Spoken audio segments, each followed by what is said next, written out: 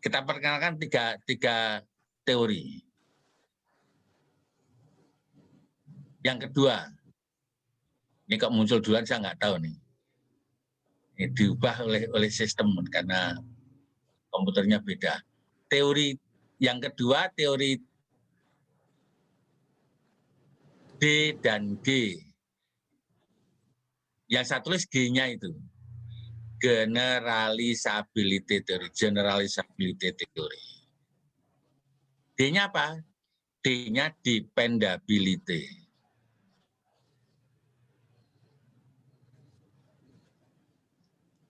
Dasar teori awalnya sama dengan teori klasik modelnya, yaitu X sama dengan T ditambah E. Jadi teori yang kedua itu sebenarnya varian dari teori yang pertama.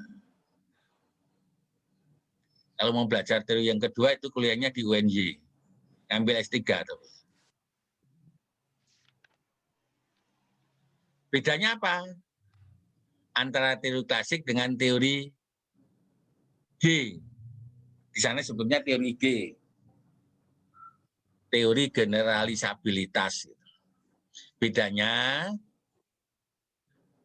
pada teori klasik, fokus analisis model itu pada estimasi besaran T. Jadi kalau nanti bisa diestimasi T-nya, berarti errornya ditemukan yang terdapat di dalam X. Yang kita ketahui kan X. Tapi pada teori D, estimasi fokusnya pada E. Dari model aditif tadi, kalau E-nya diketahui, mesti T-nya juga diketahui. Nah gitu. Itu dasar. Ya. Estimasi di sini maksudnya gimana, Dok? Estimasi itu yang namanya estimasi diestimasi. Diperkirakan sampai tujuan. Memperkirakan itu ya pakai analisis, pakai model-model matematika. Karena namanya psikometri itu adalah aplikasi dari teori statistika. Ya. Kan gini, Prof. Ada istilah kan hampir sama tuh, Prof. Memperkirakan. Estimasi, prediksi, ada asumsi, ini sama-sama memperkirakan, tapi perbedaannya di mana tuh, Prof? Ya, di sini estimasi itu artinya memang kita punya dasar teori untuk menganalisisnya itu. Kalau memperkirakan, mungkin orang kalau perkiraan cuaca gitu, orang BMKG punya teorinya juga kan gitu kan. Tapi istilah yang dipakai oleh dia, mereka perkiraan cuaca kan gitu kan. Kalau Anda menggunakan model regresi, nanti disebut itu prediksi kan gitu. Prediksi itu sebenarnya kalau Anda punya data-data yang dipakai untuk menyusun model regresinya itu. Anda sudah punya data dari satu populasi, kemudian kalau Anda pada satu fenomena tertentu Anda punya data yang Anda ketahui, maka data yang terkait dengan itu bisa Anda perkirakan atau Anda prediksikan. Yang ketiga ini, yang ini bagian dari yang ketiga nih, disebut teori respon butir. Item respon teori. Kalau kita mengikuti perkembangan di Amerika, itu teorinya dikembangkan oleh Frederick Lord tahun 50-an, 1950-an. Teori yang kedua ini sebenarnya berkembang tahun 60-an. Jadi berkembang hampir sama dengan ini. Tapi itu sebenarnya ini varian dari teori klasik. Teori klasik itu yang dipakai pada pertama kali ketika tadi saya bercerita psikologi minta disebut sebagai sains, maka pertanyaannya kalau itu sains, apa yang diukur? Cara ngukurnya gimana? Modelnya mana-mana? Maka berkembang teori psikometri yang disebut teori klasik tadi. Gitu. Kira-kira gitu ya. Dan atas jasa beberapa kelompok dari, sebenarnya itu kelompok Illinois, Urbana Campaign. Ada Cronbach dan kawan-kawan, 4 orang, itu menyusun teori yang disebut dengan teori dependability. Dan konsep yang dihasilkan nanti ada teori-teori generalisabilitas itu. Frederick Lord tahun 50-an itu ditulis menjadi monograf tahun 1952 di bawah bimbingan Gulliksen itu mengembangkan teori skala tadinya, bukan teori tes. Maka orang yang nanti berkembang di Eropa tidak mau mengakui bahwa teori mereka itu bagian dari teori yang dikembangkan oleh Frederick Lord. Dan Lord menggunakan model distribusi normal. Karena pada waktu berkembangnya psikologi kan distribusi normal menjadi acuan normalitas dan sebagainya. Oke.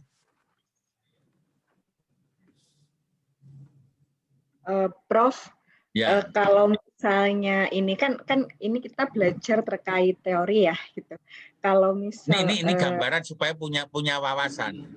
Ini cuma paling banter 1 jam.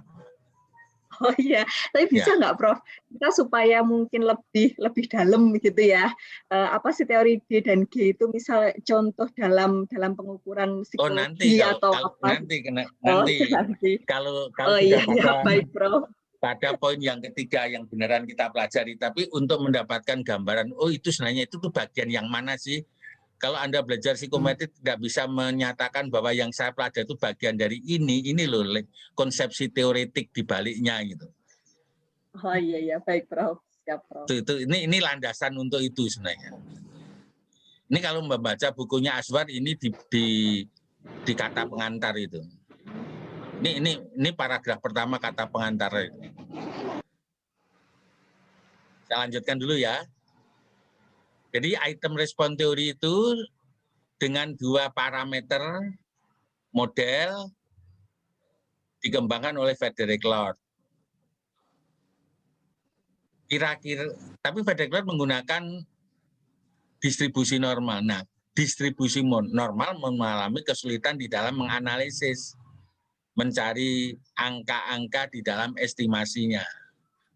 Maka lama teori ketiga ini, sebenarnya teori kedua dibandingkan itu lebih duluan yang 3, kalau saya pelajari gitu. Itu tidak berkembang, baru berkembang ketika komputer ditemukan. Gitu. Ini saya punya mahasiswa yang sedang melakukan penelitian. Nanti penelitiannya mendasarkan yang poin 3 ini. Item respon teori dia menggunakan 3 parameter model dan memperkirakan kalau seseorang dites, diuji, kecepatan menyelesaikan itu berpengaruh terhadap gambaran prestasinya enggak? Sekarang secara umum Anda calon psikolog atau ahli psikologi, kalau Anda menemukan 2 orang anak, si A sama si B, diberi soal supaya mudah matematika penjumlahan atau perkalian, si A menyelesaikan jauh lebih cepat dari si B. Sama-sama benar. Jawabannya A benar, jawabannya B juga benar, tetapi A selesai jauh lebih cepat dari yang A, dari yang B. Kamu akan mengatakan siapa yang lebih pintar? A atau B? Si A yang lebih cepat mengerjakan. Berarti waktu kecepatan menyelesaikan soal harusnya menjadi faktor untuk estimasi kemampuan, toh? Iya. Nah itu baru berkembang saat ini. Ini mahasiswa yang ketiga, mahasiswa pertama itu menggunakan 1 parameter model, mahasiswa kedua sudah lulus awal tahun lalu, itu menggunakan 2 parameter model. Modelnya dikembangkan sendiri menurut teori matematika statistika. Itu. Nah, sekarang ada mahasiswa ketiga melanjutkan penelitian itu menggunakan 3 parametrik. Tapi komputernya hanya punya laptop. Wah, itu yang saya bilang kalau pakai laptop memang jadi lama. Jadi kesulitan ketika melakukan data generasi. Jadi kita punya data teoritik yang kita buat sendiri dengan asumsi-asumsi yang kita pegang. Jadi distribusinya Misalnya itu gambaran 1.000 orang yang diuji. 1.000 orang itu memiliki karakteristik kemampuan seperti ini. Terus skornya, kemampuan orang itu kita tentukan. Setelah kemampuan orang itu ditentukan, kira-kira pola jawabannya seperti apa. Itu nanti kalau kita bicara itu. Nah itu sekarang masih sedang kesulitan. Harusnya, saya bilang kamu harusnya sudah bisa ujian ini. Tetapi kemarin estimasinya teorinya keliru, tak perbaiki. Sekarang melakukan data generating lagi, nah itu yang menghabiskan waktu karena dia untuk data generasi itu lebih 6 bulan baru selesai itu. Kalau di negara maju komputernya pakai komputer gede-gede itu mainframe cepat sekali itu, kita nggak punya, ya, kita timi-timi gitu. Nah teori item response theory itu dasarnya ini aja yang saat dalam penting. Jadi ini teori peluang seseorang itu misalnya Mas Ardi, nah gitu ya, kan seseorang, bukan Ajeng, bukan Suherti. Tentu Ardi punya kemampuan yang berbeda dengan yang lain kan gitu toh. Maka seseorang itu mesti memiliki kemampuan tertentu. Seseorang ini menjawab sebuah butir soal, jawabannya benar, gitu. Harapannya jawabannya benar, itu ditentukan oleh apa? Atau merupakan fungsi dari apa? Yang pertama fungsi dari kemampuan orang itu sendiri, toh. Benar nggak? Anda nguji 100 orang, maka si A, si B sampai yang ke 100, siswa pertama sampai siswa ke 100, tentu dia menjawab benar atau salah tergantung dari kemampuan seseorang itu sendiri. Itu kemampuan itu. Dan karakteristik butir soalnya. Dalam hari ini karakteristik itu disebut parameter butir soalnya. Parameter butir soal yang biasa dikenal itu 3. Walaupun bisa ditambah. Yang pertama tingkat kesukaran, yang kedua daya beda item, yang ketiga guessing factor. Guessing factor itu artinya soal itu bisa diduga, dijawab dengan benar walaupun orangnya tidak punya kemampuan apa-apa. Namanya guessing factor. Gitu. Jadi tergantung itu. Nah, parameter butir soal itu ibaratnya begini. Dan kemampuan itu misalnya Mas Ardi. Mas Ardi kalau saya suruh ngangkat beras dalam 1 karung, isinya 20 kg, kira-kira kuat enggak? Coba kuat, jawab. Pak. Kalau ukuran saya kuat, Pak. Kuat ya, Mas Ardi kuat. Sekarang saya punya cucu. Saya punya cucu. Namanya El-Fatir. Usianya mendekati 3 tahun. Kalau saya suruh ngangkat beras yang Mas Ardi bisa ngangkat tadi, kira-kira akan bisa ngangkat enggak? Tindih, Pak. Nggak bisa, Tidak Pak. bisa, kan gitu kan? Iya, iya. Nah, berat karung tadi, si beras tadi, itu beratnya karakteristik butir soal. Kemampuan mengangkat Mas Ardi atau cucu saya, El-Fatir, itu adalah kemampuan yang dimiliki orang itu, kan gitu toh. Maka karung itu terangkat atau tidak tergantung dari karakteristik karungnya dan kemampuan ngangkatnya. Tapi kalau karungnya itu isinya cuma 1 kilo, kira-kira cucu saya bisa ngangkat nggak? Bisa diseret, Pak. Bisa. Iya. Karena biasa ngangkat ya 2 kilo pun kuat di dalam plastik gitu. Nah gitu kan, saya yakin bisa. Kalau apalagi Mas Ardi tentu bisa. Nah, karakteristik tadi termasuk ini gambaran tingkat kesukaran. Anak SMA disuruh ngerjakan soal SD mestinya mudah. Tapi walaupun soal SD untuk kelas 5, tapi anaknya baru kelas 3, suruh ngerjakan pasti sulit sekali kan gitu toh. Itu termasuk karakteristik butir. Jadi bahwa seseorang akan bisa menjawab soal itu benar atau tidak merupakan fungsi dari kemampuan dan karakteristik atau parameter butir soalnya. Itu teori nomor 3 itu gitu. Kalau ini modelnya sudah diterangkan, ini baru penjelasan naratif. Model yang ketiga itu apa? Model yang ketiga yang paling sederhana ini. Namanya model matematika IRT 1PL. Yang menemukan model seperti ini, sebenarnya yang pertama sekali menggambarkan di dalam aplikasi di teori psikometri namanya George Rush, tahun 60-an. 1962 atau 1960, tergantung mana. Kalau bukunya 62. P ini tanda peluang. I tanda item.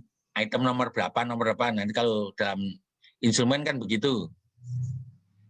Theta, ini bacanya theta, gambaran kemampuan seseorang tadi. Seseorang yang memiliki kemampuan tertentu, theta, peluangnya menjawab sebuah butir soal I benar atau tidak itu tergantung dari rumusan ini. Rumusan ini apa? Ini namanya teori logistik, distribusi logistik. Maka disebut dengan L. Kenapa satu parameter? Parameter mana? Parameter itemnya. Jadi karakteristik itemnya disebut pakai parameter. Hanya satu, B. B itu apa? Tingkat kesukaran soal. Theta kemampuan orang. Nah kalau tetanya itu persis posisinya sama dengan karakteristik kesukaran butir soal, maka theta dikurangi B, I sama dengan 0. E sebuah angka konstante Napier. Besarannya kira-kira 2,7172. Sebenarnya yang benar 2,71717171 sak kemenge. Maka disingkat menjadi 2,7172. E. Sebuah angka dipangkatkan 0 berapa? Kalau tetanya kemampuan seseorang itu. Jadi kalau Mas Adi mampunya misalnya cuma 2 kilo. Kalau lebih pasti nggak kuat gitu ya. Kalau kurang tentunya lebih ringan, lebih bisa. Maka kemampuan Mas Adi cuma 20 kilo. Berarti theta dikurangi B-nya, beratnya tadi, atau tingkat kesukarannya, itu sama dengan 0. Sebuah bilangan dipangkatkan 0 berapa? Dibantu yang background-nya teknik industri. Kalau yang syariah aku ragu. Nanti biasanya mengatakan 0 ya Pak? Nah itu 0. 0 masa. Yang bidang teknik industri siapa? Nanti ada yang dari teknik industri. Lama, Pak. Lah itu matematika sederhana dasar kok. Alasannya nggak bisa. Teknik industri kok orang ngerti. Masuk teknik industri kan mesti orang SMA-nya IPA toh. Dari Unibro lagi. Iya Pak. Udah lama Dikalikan nggak kuliah. Itu bukan kali, bukan pangkat itu. 0, bukannya hasilnya Sebuah sama ya, Prof ya? dipangkatkan 0 berapa? Ya, hasilnya 2 Pak. Hah? Sebuah bilangan pangkat 0 2. Tetap. Bilangan berapapun dipangkatkan 0 itu 1. Jadi E pangkat theta min BI, kalau tetanya sama persis dengan BI-nya, akan sama dengan 0 kan, theta min BI-nya, maka E pangkat 0 sama dengan 1. Maka peluang orang kalau kemampuannya persis dengan tingkat kesukaran soalnya, peluang menjawab benarnya setengah. Kenapa? E pangkat theta yang di atas setengah, E pangkat theta yang di bawah juga setengah, ini ada 1. Juga 1, ini 1. Berarti 1 dibagi 1 tambah 1, setengah. Teori ini mendasarkan bahwa kenapa kok theta sama dengan tingkat kesukaran bisa sama. Karena konsep item respon teori, skala kemampuan seseorang dan skala tingkat kesukaran butir soal menggunakan posisi yang sama. Diletakkan pada garis yang sama dan menggunakan skala yang sama. Jadi dasarnya itu. Kalau tetanya jauh lebih besar dari BI, ibaratnya kalau saya suruh Mas Adi itu saya suruh ngangkat beras 1 kilo tadi, maka kemampuannya 20 kilo itu jauh di atas 1 kilo kan? Berarti E pangkat theta sebuah angka yang sangat besar. Bedanya dengan di bawah cuma 1. 1000 dibagi 1001 hampir sama dengan 1 toh. Benar enggak? 100 dibagi 101 juga. Jadi kalau E pangkat theta-nya min BI-nya itu pengurangnya itu gede sekali, ini bisa sangat besar. 2, sekian, 2,7, kira-kira gitu kan tadi. Pangkat 5 aja kamu cari berapa itu? 2,7 kali 2,7 kali 2,7. Kan gitu kan caranya berpikir? Iya. Maka ini semakin tinggi tetanya, peluang menjawab benarnya terhadap tingkat kesukarannya mendekati angka 1. 1 tidak pernah dilewati, tidak pernah disentuh, dia akan disentuh di posisi tak terhingga. Gitu. Kalau ini semakin kecil, harganya negatif, negatifnya semakin besar, maka mendekati 0 kan ini. Karena ini mendekati 0, maka peluang seseorang kalau kemampuannya jauh di bawah tingkat kesukaran soal yang dikerjakan, maka peluangnya mendekati 0. Maka 0 dan 1 dalam konsep matematika ini bersifat asimptotik terhadap kurva yang dibuat oleh P theta sama dengan E pangkat theta min BI dibagi 1, atau merupakan asimptotik dari persamaan logistik yang dibuat.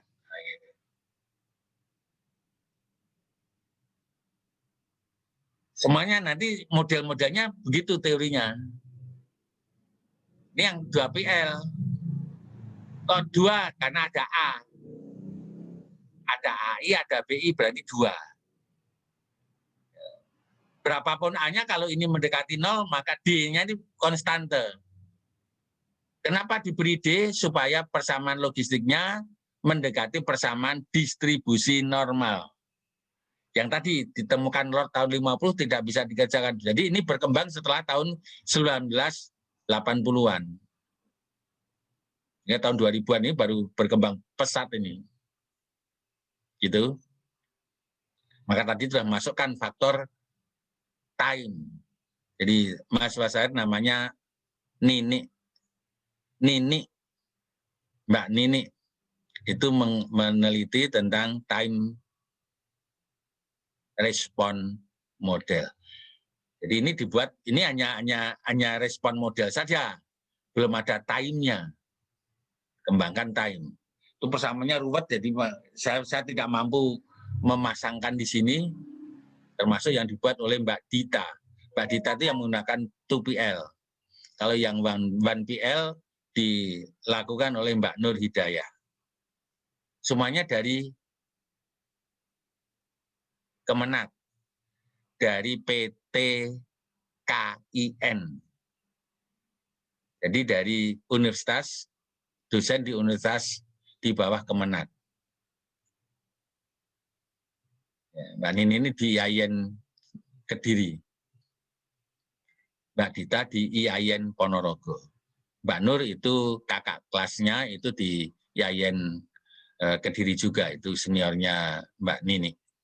Oke, itu yang bedakan ini jadi ini angka 2 ini ada AI dan ada BI. Ini juga masih sama konsepnya dengan tadi. Yang 1, ya karena peluangnya kalau theta sama BI-nya berimpit sama, maka P theta-nya akan sama dengan setengah. Yang 3PL, tambah C. Ada A, ada B, ada C. C ini yang gauging faktor. A tadi daya beda. Ya. Nah, kalau ini mengangkat posisi lower asymptotiknya. Kalau C-nya itu kira-kira ketemu 0,2, maka dia tidak pernah menyentuh 1, dia paling-paling mendekati 0,02. Kira-kira gitu. Kira-kira ini lebih mumet mana? Teori IRT dengan teori klasik? Anda mau belajar teori berdasarkan teori klasik atau teori IRT? Klasik kali Pak ya, yang dasar kali Pak. Mumet Pak, yang enggak klasik ya mumet Pak. Memahamkan Yang konsepnya. mudah